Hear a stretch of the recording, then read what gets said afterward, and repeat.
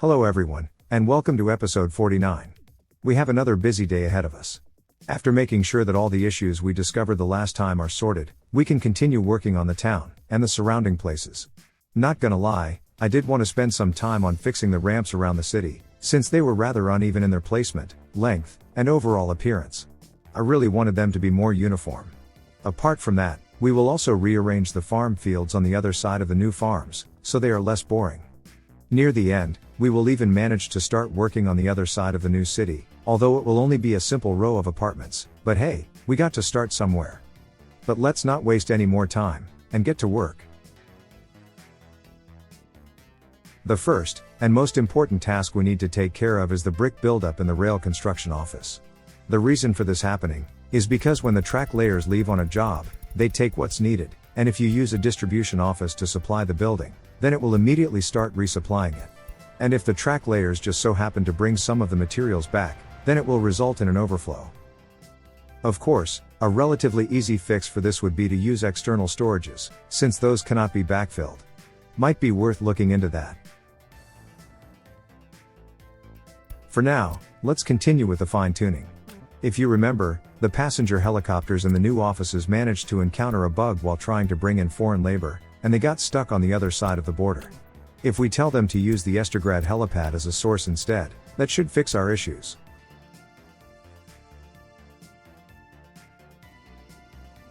Next, we need to take care of the missing warehouse at the lower distribution center. I foolishly managed to leave that out of the setup, and we really need that for things to work correctly. I also decided that we should have the crossing right after the junction. But a bit later, I will discover that the stations we use are longer than the longest train I plan on using, so I will end up moving it again. For now, let's just place the warehouse. Might as well go with the biggest one we have. I would feel better if the town had a sizable stockpile of goods in case of an emergency.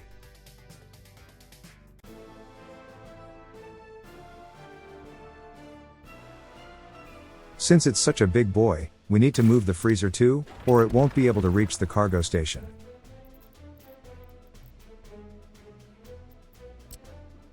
We don't need 6 platforms, 2 will be plenty enough.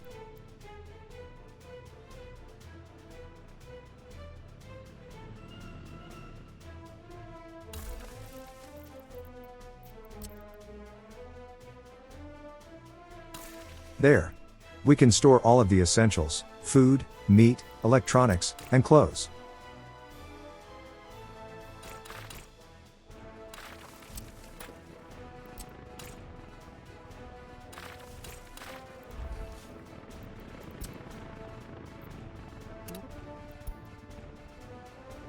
Now we just need to hook the station up to the rail network.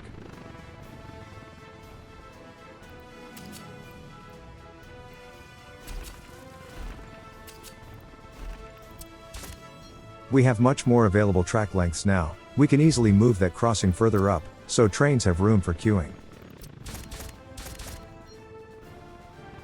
Just need to make sure we leave enough room for the trains themselves in the station.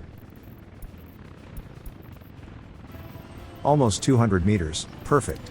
Since I don't plan on using super long trains in this playthrough, we can just build that crossing right at the entrance. By the way, I use those waypoints as spacers, so I can be certain that there's room for the signals. At this point, only one thing was missing from this, apart from the power, and that's a road going up to the plateau.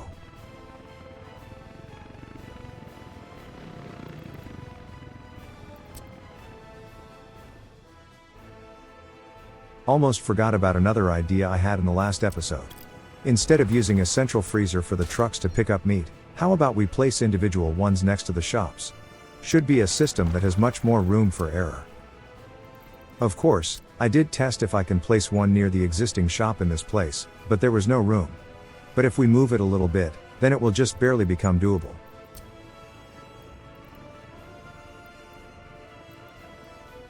Just need to make sure it's as close to the corner as possible.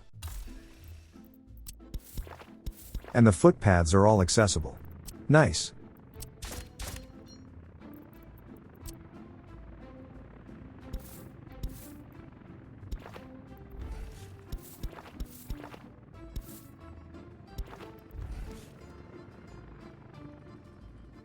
Next, we need the freezer itself.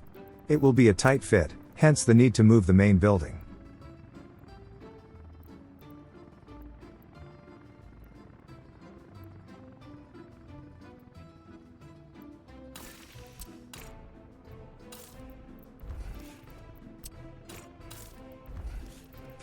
Not sure about those intersections.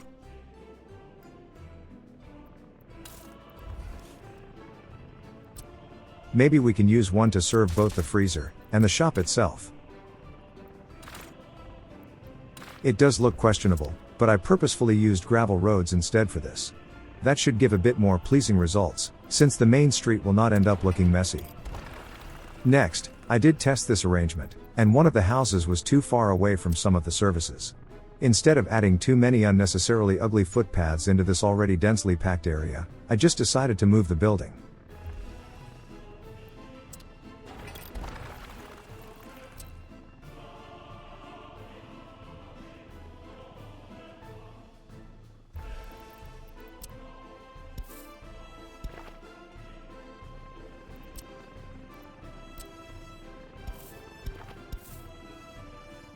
And before I forget, we better make sure people are not allowed to move in once the blocks are finished.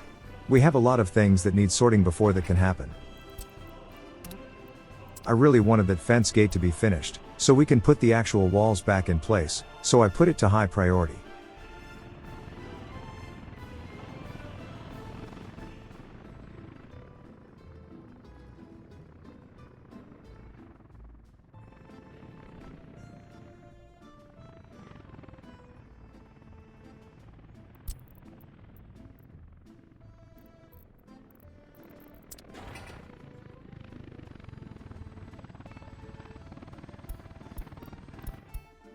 I'm not sure which is faster, bringing in foreign labor, or using our own. Given how long it takes for the choppers to make a round trip across the border, it might be about the same.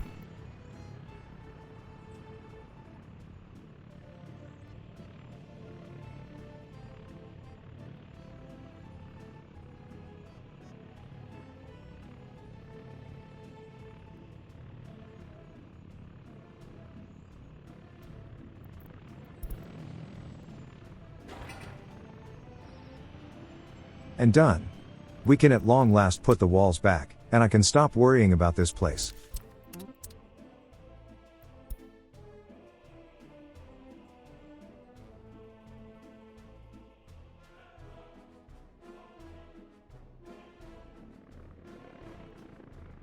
This is where I made the decision to sort out these ramps. They are all over the place, and it would make me feel better if they were a bit more even. But before we can do that, we of course need terraforming machinery available nearby.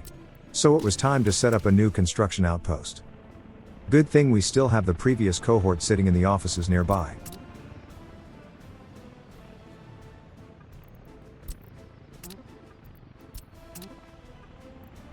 It seems one of the bulldozers is out on a job somewhere. No matter, we can do this with just one of them.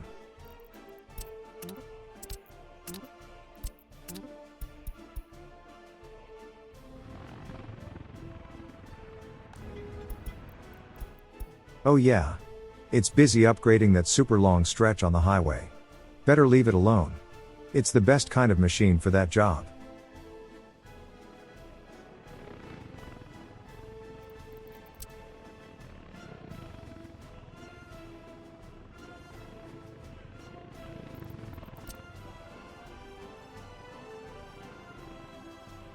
And here's an opportunity to check if the ramps are better or not with the wider smoothing method I started to employ recently.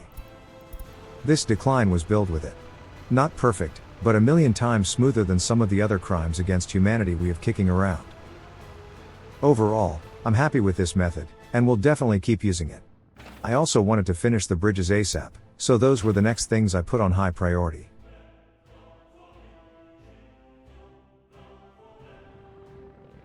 Apart from that glitch texture, this one did turn out rather nice. It's high enough above the tracks that we won't see the catenaries sticking through it, like we usually do. And seeing all those trees lining the tracks, I decided to reforest the area, since all the terraforming did leave it a bit too barren.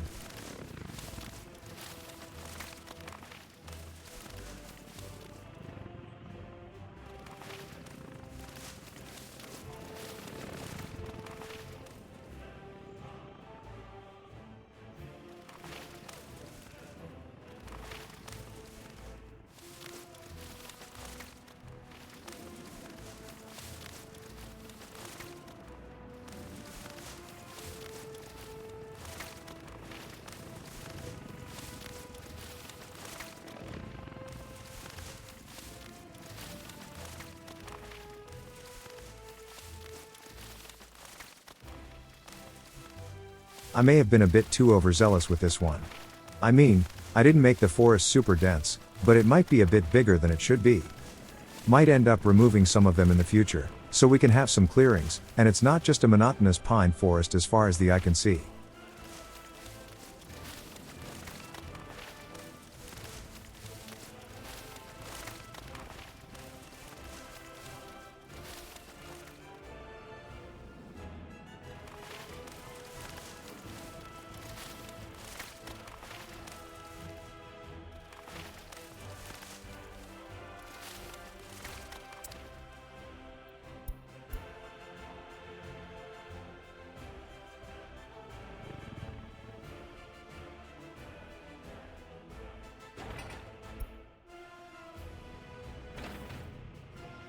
Work on the bridges is slow, but still faster than it was before.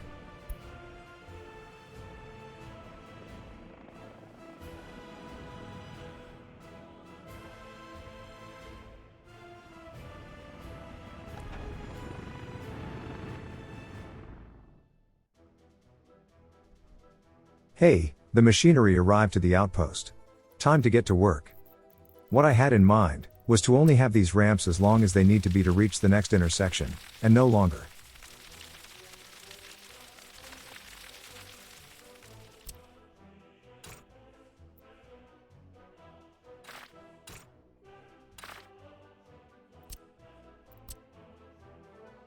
Yeah, let's not get rid of the entire intersection after the bridges. Putting them back is a bit fiddly.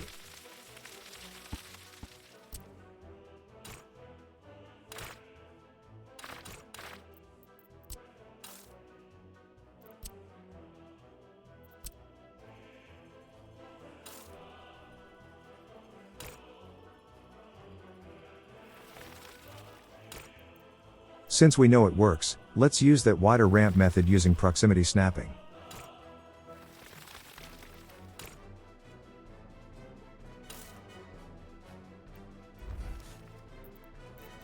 And this is what we need to do a couple more times. But the new ramp does look okay to me. We can safely put back the footpaths at this point.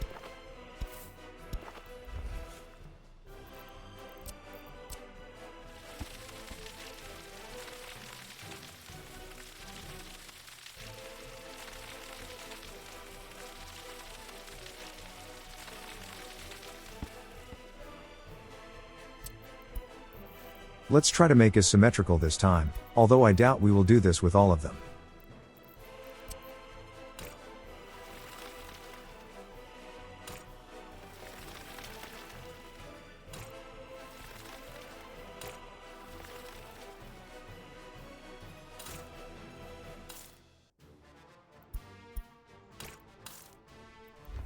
And that's the general idea. Should give us a bit more consistent city image.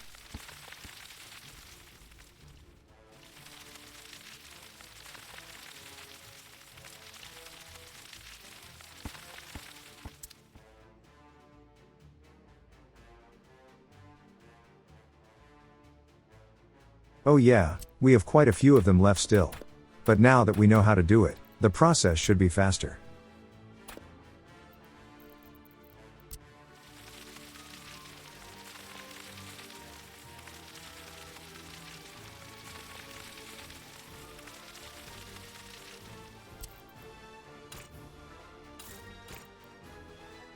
I just hope the helicopters are keeping busy in the background. Since they are focusing on the bridges, I cannot tell if they are working or not, just by listening to their rotors buzzing around.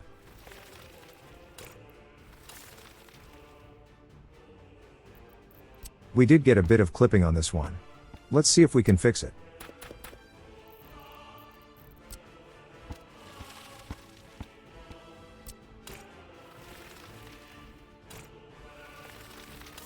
No use, using the snapping method gives us the issue again.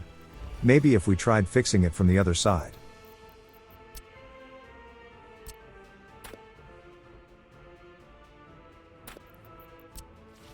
That's better.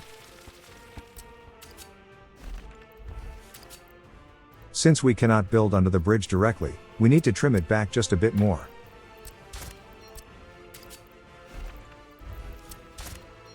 And everything looks good now. Let's carry on.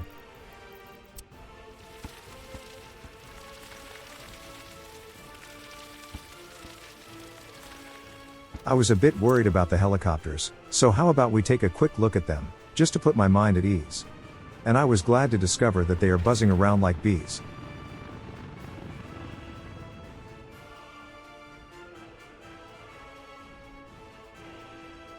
Let's take care of this one next.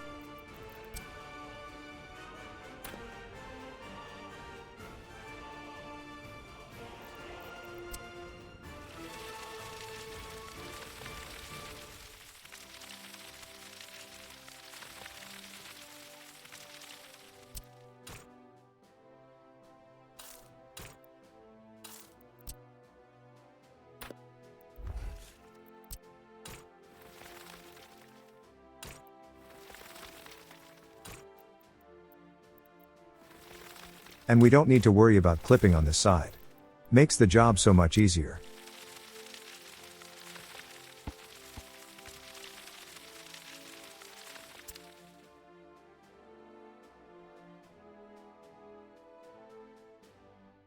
Maybe one more, not sure I will do the other ones, they are not as offensive as these were.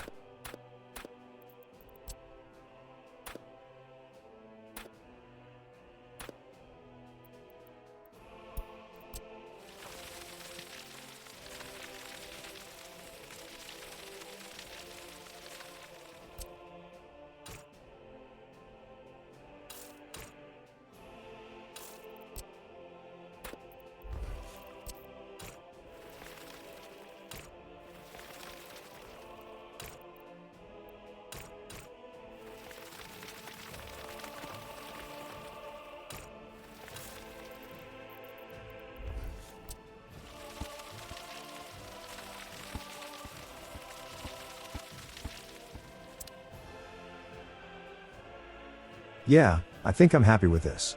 There is one more that might need a tiny bit of attention, but it's so minor that I just might leave it alone.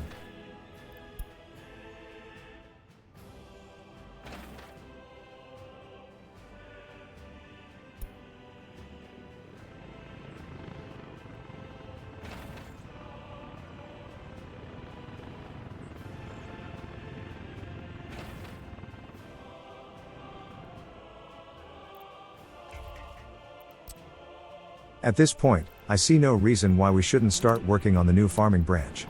Might as well get it out of the way. Although, one of the segments is unreachable. Maybe once the others are built, it will become accessible. And the trees are growing nicely. There are a few small clearings that I can see around. To decide if we need to cut back in some places, we need them fully grown, so we should leave them be.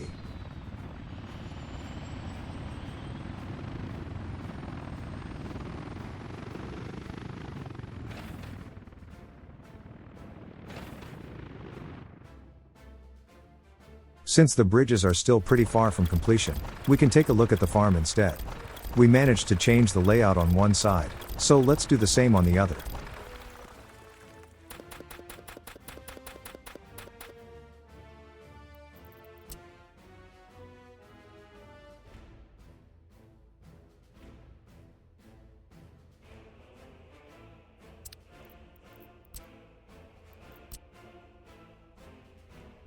Once again, I wish the farms were more freeform, instead of having to work with these predetermined sizes and shapes.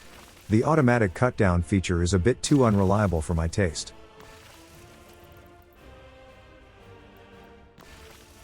Also, trying to keep them aligned is a bit of a pain. The grid snapping helps a little, but only a little.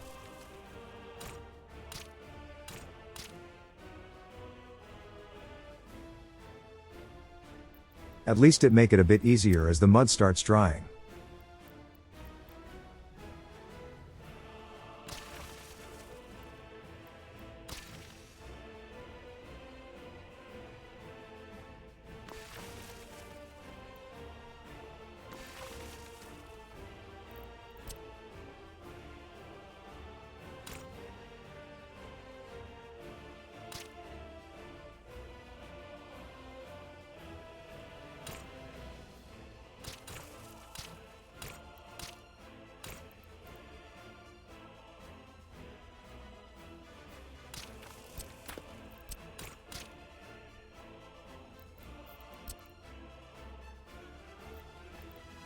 We need 10 more fields.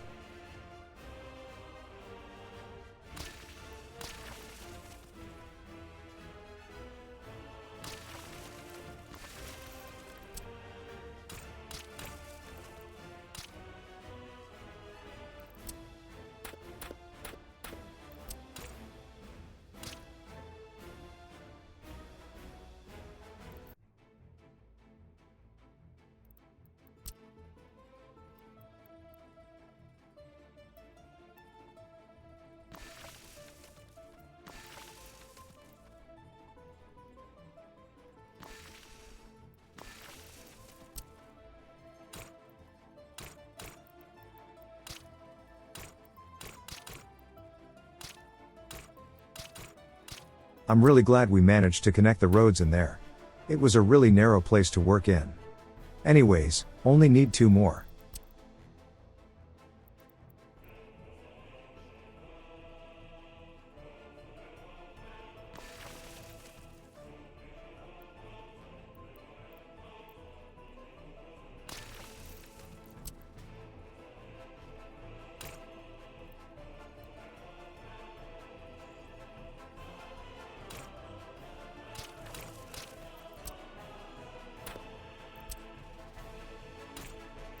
We can definitely make this intersection a bit more organized.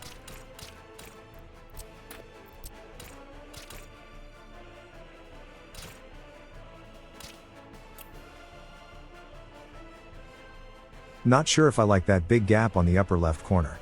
Let's move 1 field there, so it looks a bit more like a uniform blob of fields.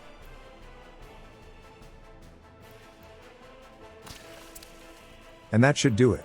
We have 18 fields ready to be sown. And since the new arrangement is more compact, I might try to squeeze in a third set of 18 fields. I think the main farm building can take it.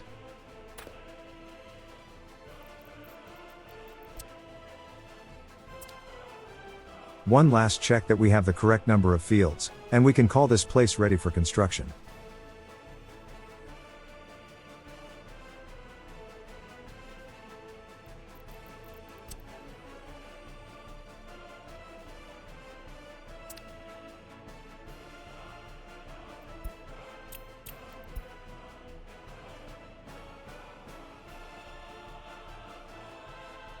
Same as with other big farms, there's simply no way to squeeze it all into a single area name tag.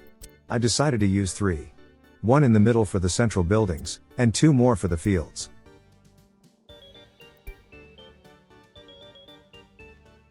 At this point, all that's left is to hook it all up to the road and rail networks.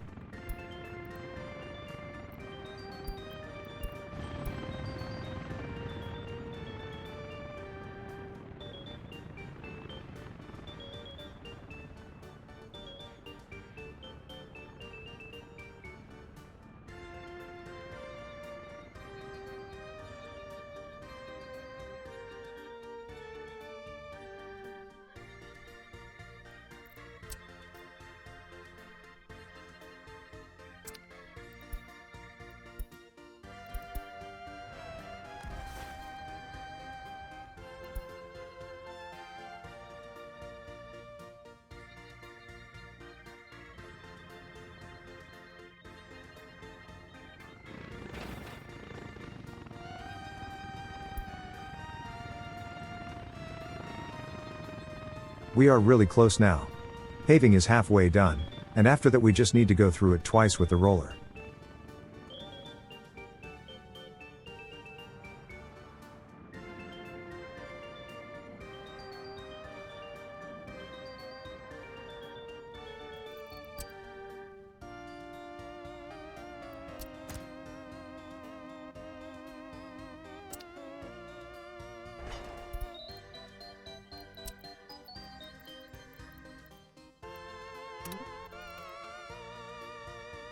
I think it's more important to have the farm branch ready to go, so let's focus on that.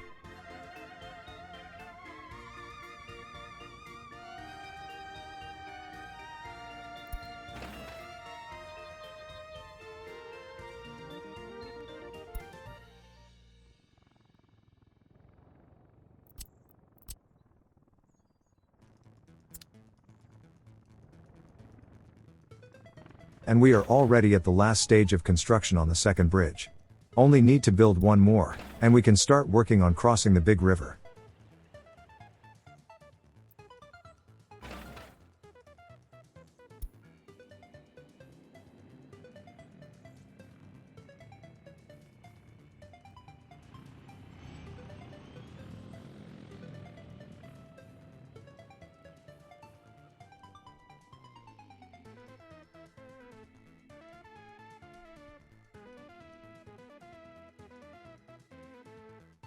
I did promise that we would work on the town more, so let's start on the other side of the tracks. This time, instead of having the services centered around the station, we will have the houses near it, and build the services around them in a ring.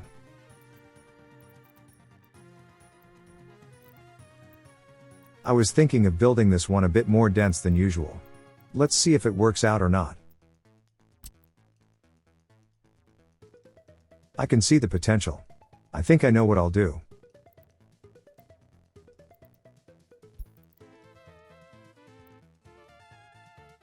This particular model isn't too tall, so I think we can squeeze in 2 rows of them into this single city block. And since the sides are completely blank, we can build them close enough to each other, and make them look like a single building.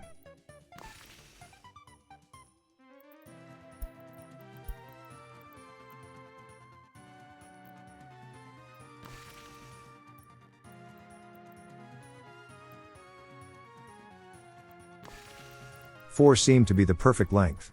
Couldn't have done it better if I planned it.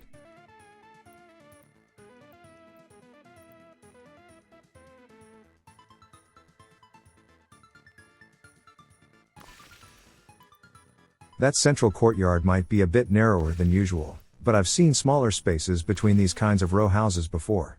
Not often, but it does happen.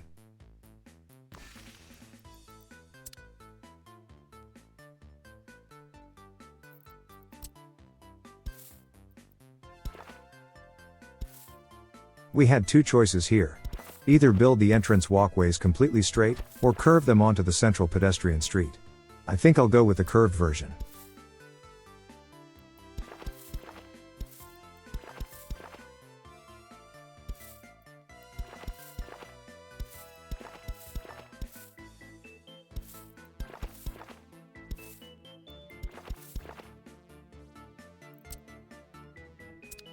This just might be crazy enough to work out.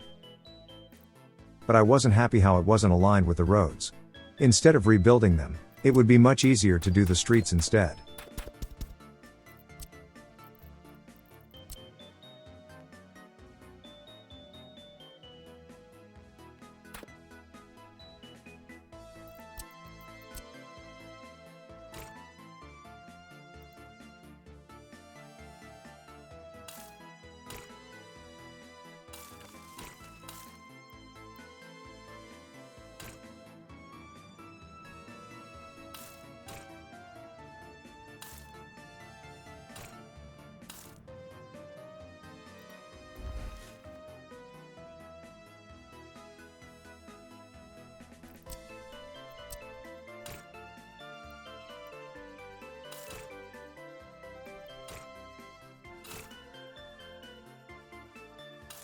We will just have to wait and see how they will end up. Might need to revisit this particular block though. Not sure I like how it's not parallel with the train station. Only noticed that during editing.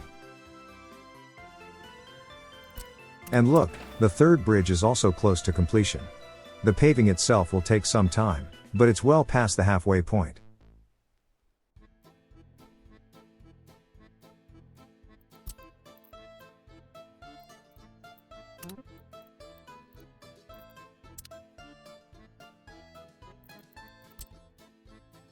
Before we close things off, I did want to build a small ring walkway around these new houses.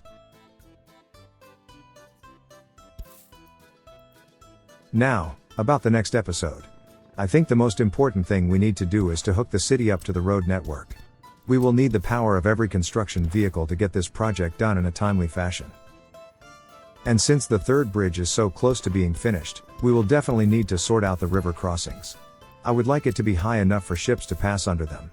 To accomplish all this, we just need to add a small construction outpost, which is why we've been building these bridges before we progress. Also, I've been seriously considering building gravel roads in the new city before we start using asphalt.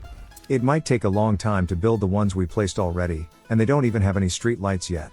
What I've been thinking of, is to build asphalt on the main roads running parallel with the train tracks, and leave the side streets as gravel for a little bit, and upgrade those later.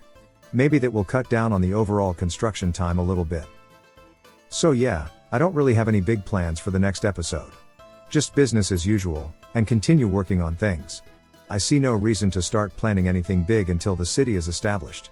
If I started doing the surrounding industries now, we would just end up spreading our new construction hub too thin, slowing things down unnecessarily. Anyways, thank you for watching. If you liked the video, then leaving a like and subscribing to the channel just might motivate me to make more. If you are more in the donating mood, you can find a link to my Ko-fi page in the description, where you can buy me a glass of water. I don't really drink coffee. Thank you for your support, and until next time, I will see you later.